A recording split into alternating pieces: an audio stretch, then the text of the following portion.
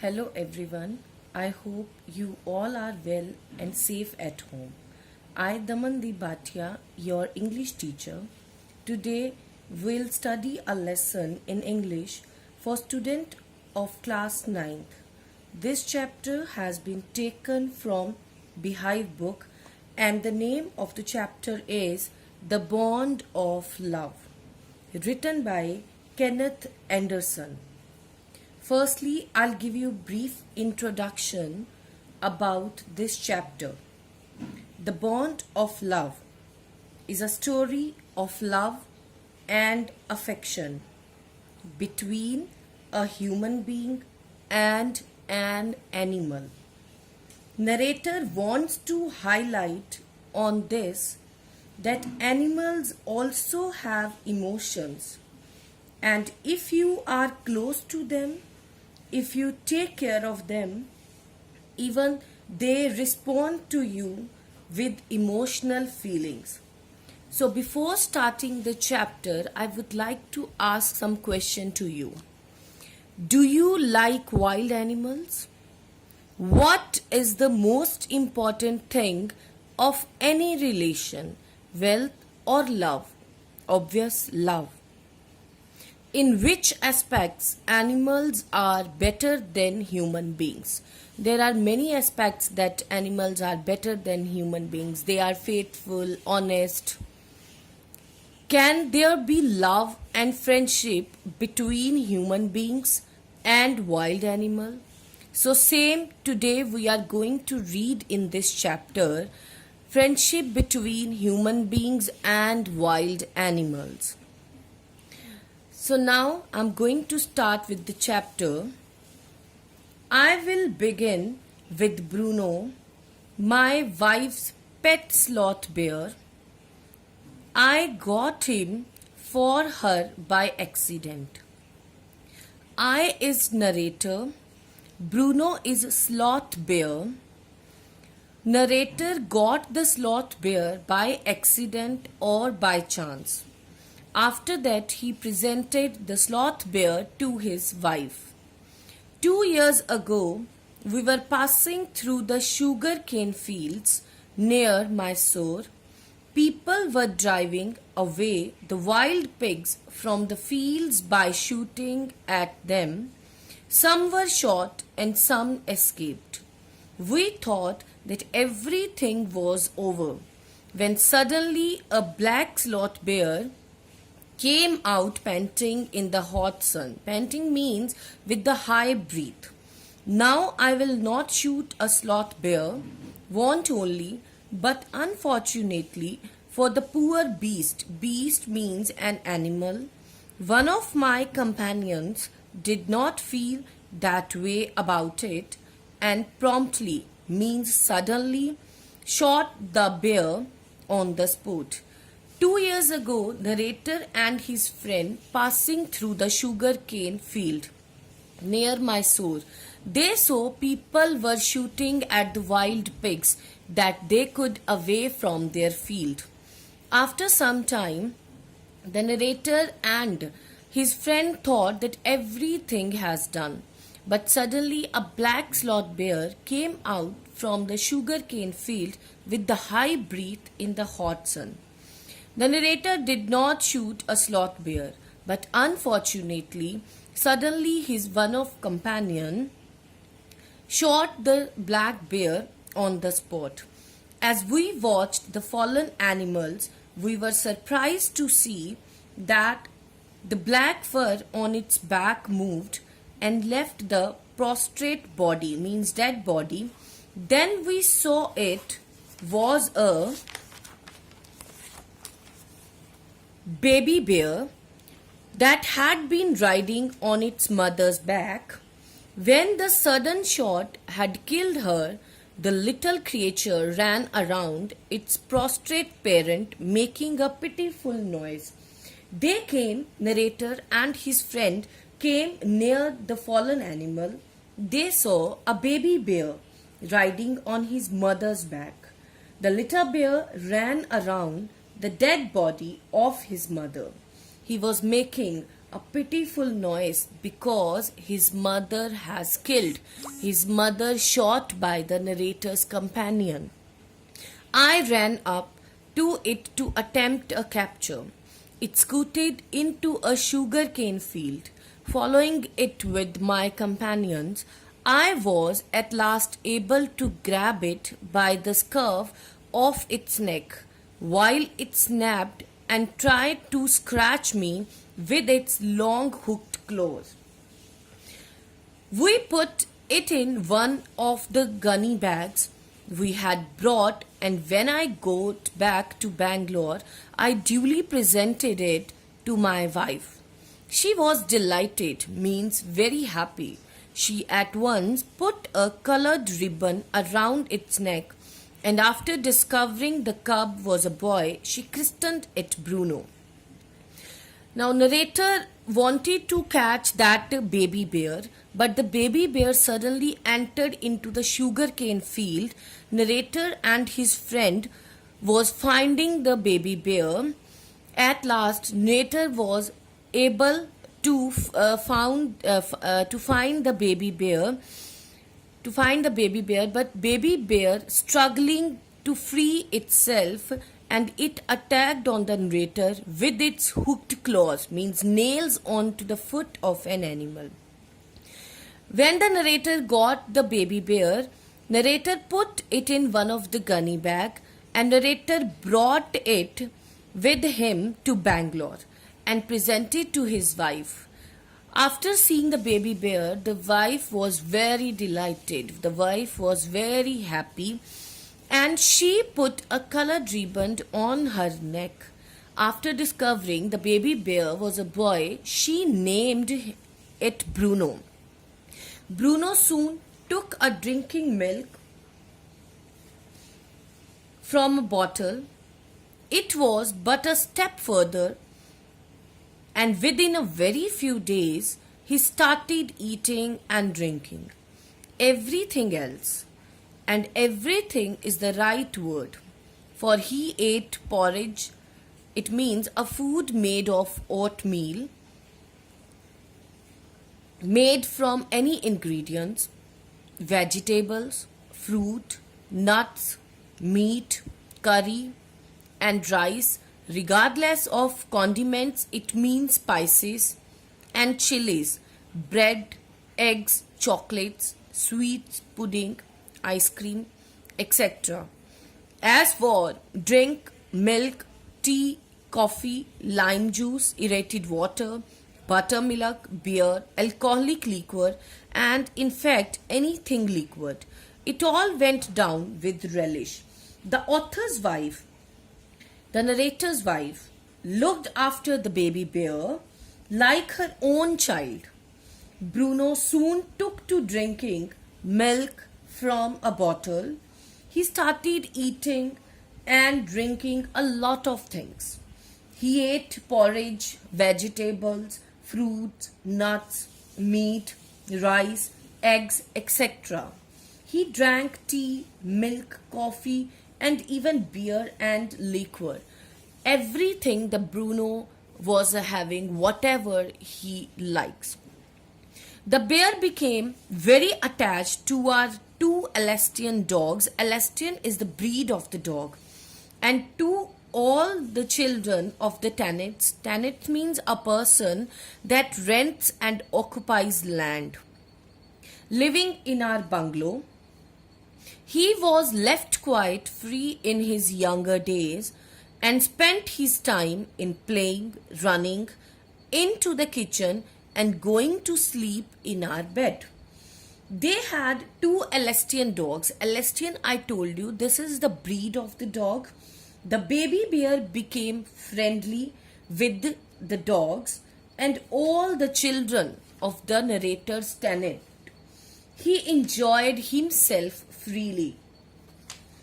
He spent his time in playing and running into the kitchen. He also slept in their beds also. One day an accident befell him, means occurred, happened with the Bruno.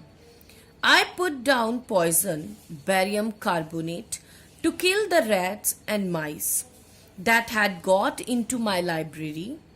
Bruno entered the library as he often did, and he ate some of the poison. Paralysis set into the extent that he could not stand on his feet, but he dragged himself on his stumps to my wife, who called me. I guessed what had happened. Off I rushed in the car to the vet's residence. A case of poisoning, tame beer, barium carbonate. What to do? Now one day an accident befell him. Accident happened with the Bruno. The authors had put down barium carbonate in the library because he had rat and the mice in his library. It was a poison. Barium carbonate, it was a poison. It was put down there to kill the rats. Bruno entered into the narrator's library and ate some of the poison, barium carbonate. He suffered from a stroke of paralysis, but he dragged himself slowly to the author's wife. And author's wife was calling the narrator, wife, and the Bruno. They rushed in the car to the veterinary doctor. It means the animal's doctor. And they said to the doctor, this is the case of poisoning, barium carbonate.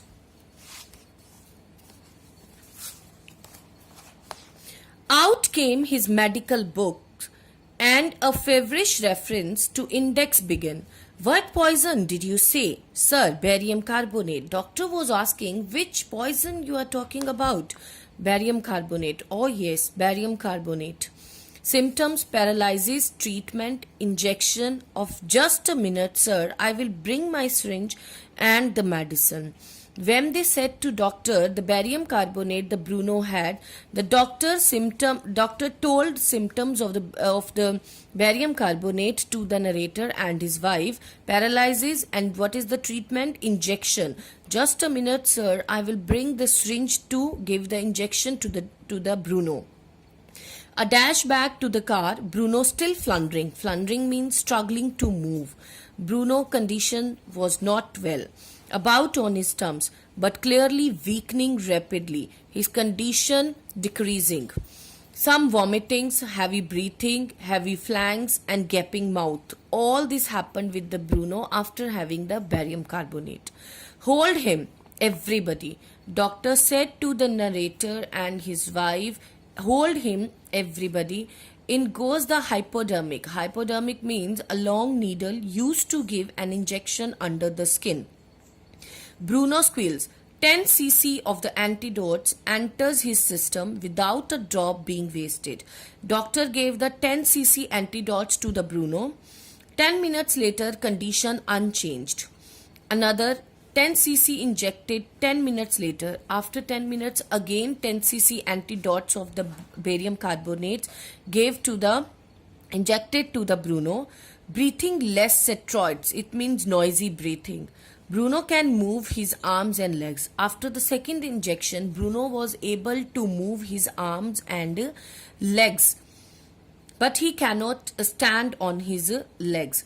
30 minutes later, Bruno gets up and has a great feat. He looks at us disdainfully, means full of power, as much as to say, what's barium carbonate? To a big black bear like me. Bruno is still eating. After 30 minutes, the Bruno condition was okay. Bruno had a great feat and he looks at us powerfully. That what barium carbonate to a big black bear. It means the Bruno condition was okay.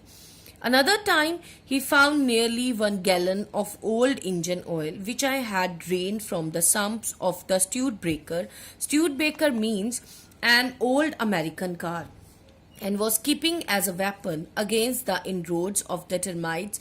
He promptly drank a lot, but it had no ill effects whatever. And the second time, what happened with the Bruno? Second time, he drank the gallon of old engine oil, but it had no ill effect on the Bruno whatever. The months rolled on, and Bruno had grown many times the size he was when he came. He had equaled the Celestian in heights and had even overgrown them, but was just as sweet, just as mischievous, just as playful, and he was very fond of us all. Above all, he loved my wife, and she loved him too. The months rolled on, and Bruno grown up. Now the Bruno height is equaled the Celestian dogs, but the Bruno was very sweet and mischievous, and just as playful. Everybody was fond of Bruno.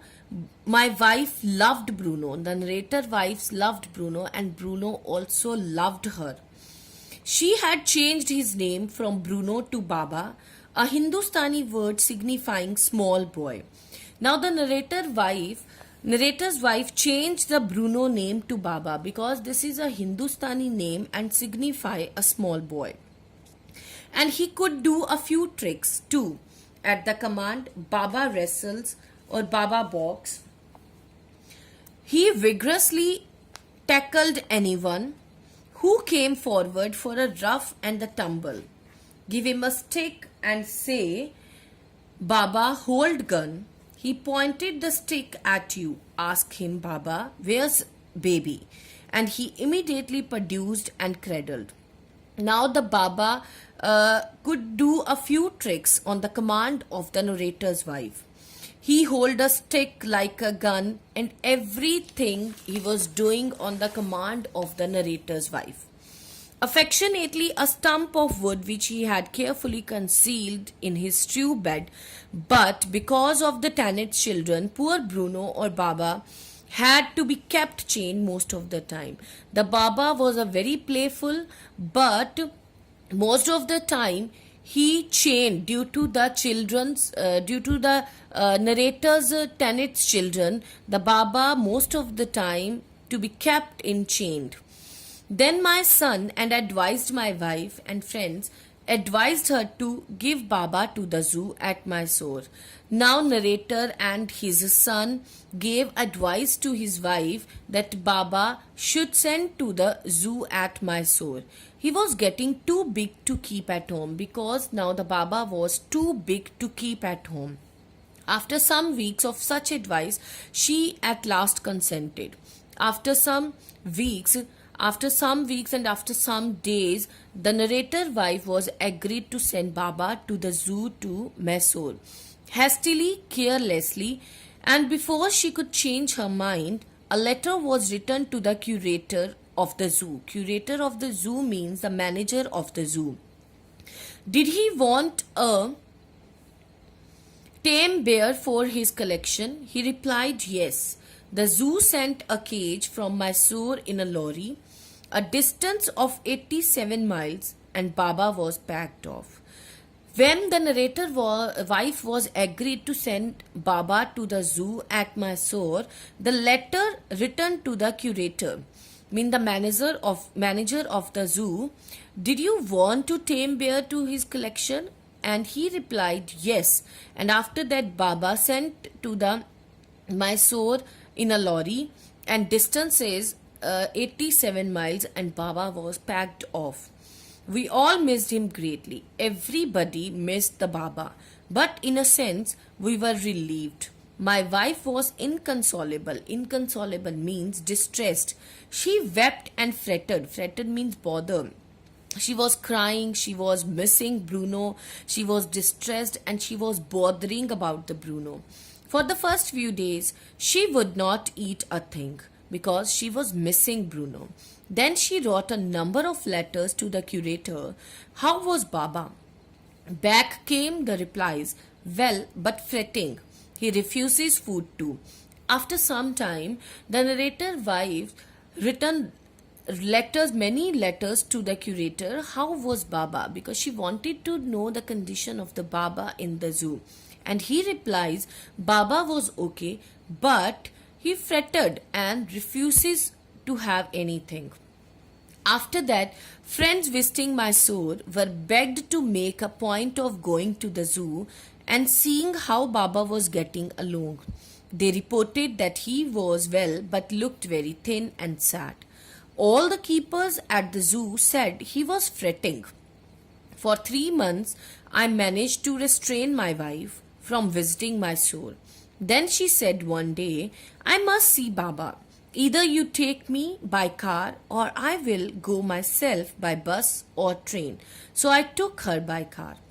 One friend was visiting in Mysore, so narrator and his wife begged to that friend, please visit in the zoo and check the condition of the Baba.